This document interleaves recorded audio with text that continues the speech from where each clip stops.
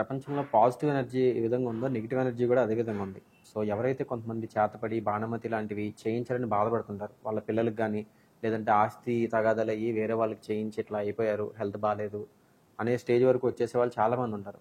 So ప్రత్యేకంగా ఇలాంటి black magic చేసిన వాళ్ళకి ఎవరికన్నా సరే మనం అదృష్టరత్నం పెట్టడం ద్వారా దాని నుంచి బయటపడేసే అవకాశాలు ఉన్నాయంటారు. ఒక అద్భుతమైన విషయాన్ని అడిగారు మీరు. ఇందాక కాల్సర్ప దోషం గురించి ఏదో మాట్లాడుతున్నాం. ఈ చేతబడి కానీ బాణామతి కానీ ఎవరైనా తీవ్రంగా తిట్టడం కానీ, ఎవరైనా నిరంతరం ఒక భార్యాభర్తలు ఉంటారు, బ్రహ్మాండంగా ఉంటుంది, కానీ వీళ్ళిద్దరికి కాల్సర్ప దోషం వలన ఇద్దరికి తగు వస్తుంది. మళ్ళీ ఒకళ్ళు నిరంతరం తిట్టుకుంటూ ఉంటారు. కాల్సర్ప దోషం రావడానికి అది సరిపోతుంది. అలాగే ఏదైనా ఒక తప్పు పని జరగటం వలన కేతువు ఆగ్రహిస్తే, తప్పు పని అంటే పెద్ద తప్పు పని కూడా కాకర్లా, చిన్న తప్పు పని కూడా కేతువు ఆగ్రహిస్తే కాలసర్ప దోషం ఎంటర్ అయిపోతుంది. ఈ కాలసర్ప దోషం నివారణ చేయగలిగేదే ఏకైక మార్గం ఓన్లీ అదృష్టరత్నమే. ఎట్లాగా? ఇది 3 రకాలుగా పనిచేస్తుంది. అదృష్టరత్నం పెట్టుకున్నాక ముందు అసలు మీకు కాలసర్ప దోషం రాదు. మీరున్న చోట మీకు చుట్టుపక్కల అంత పాజిటివ్ ఎనర్జీ ఏర్పడుతుంది. మీరు ఎక్కడైతే కూర్చుంటారో కూర్చున్న చోట నుంచి మీరు లెగిసి వెళ్ళిపోయిన తర్వాత 9 గంటల్లోగా వేరే వాళ్ళు వచ్చి కూర్చుంటే వాళ్ళకు కూడా పాజిటివ్ ఏర్పడిపోతుంది.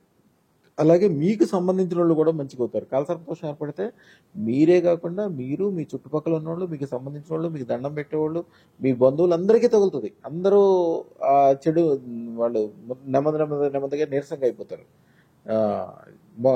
భూమిలోంచి తీసి పీకేసిన మొక్క ఎండలో పడేస్తే నెమ్మదిగా ఎట్లా ఎండిపోతుందో అట్లా ఎండిపోతారు. వాళ్ళే ఆ మొక్క అయితే ఎండిపోతే వీళ్ళైతే కుళ్ళిపోతారు. అట్లా అయిపోతుంది. చాలా ప్రమాదం.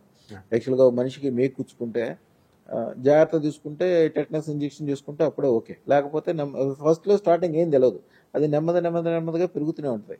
పెరిగిన తర్వాత అది కాలు పోవచ్చు, మనిషి కూడా పోవచ్చు. వాళ్ళ వరకే అవుతుంది, మళ్ళీ పక్కన వాళ్ళకి ఏం కాదు. కానీ కాలసర్ప దోషం కానీ, ఈ చేతబడి కానీ, చిల్లం కానీ ఇట్లాంటివి తగిలినప్పుడు వాళ్ళ కుటుంబాలకు తగులుతుంది.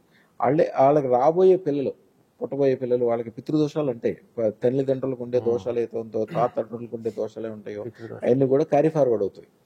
అదృష్టరత్నం చోట ఉండవు కాబట్టి అది ఎంత గొప్పగా పనిచేస్తుంటే, మీరు చిన్నప్పుడు మీరు చదువుకున్నప్పుడు ఒక ఫ్రెండ్ ఎవరో ఒక బిస్కెట్ తినడానికి ఇవ్వచ్చు. లేకపోతే మీకు సంబంధించిన వాళ్ళు, మీ మేనత్త గారు ఎప్పుడో మీకు భోజనం పెట్టి ఉండొచ్చు. మీరు ఎప్పుడో మర్చిపోతారు అవన్నీ.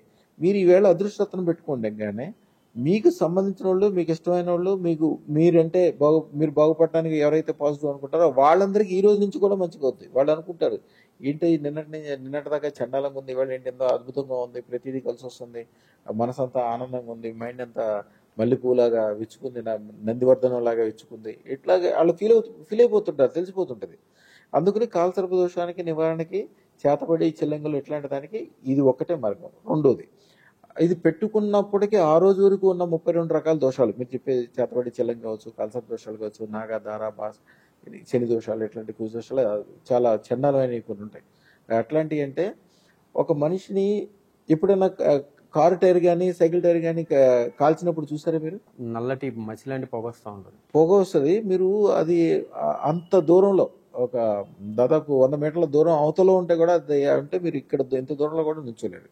అట్లాంటిది కాలసర్ప దోషం ఏర్పడిన వాళ్ళకి నెమ్మదిగా వాళ్ళ చుట్టూతా టైర్లు పెట్టి కాలిస్తే ఎట్లా ఉంటుంది, అట్లా ఉక్కిరి అయిపోతుంటారు వాళ్ళు.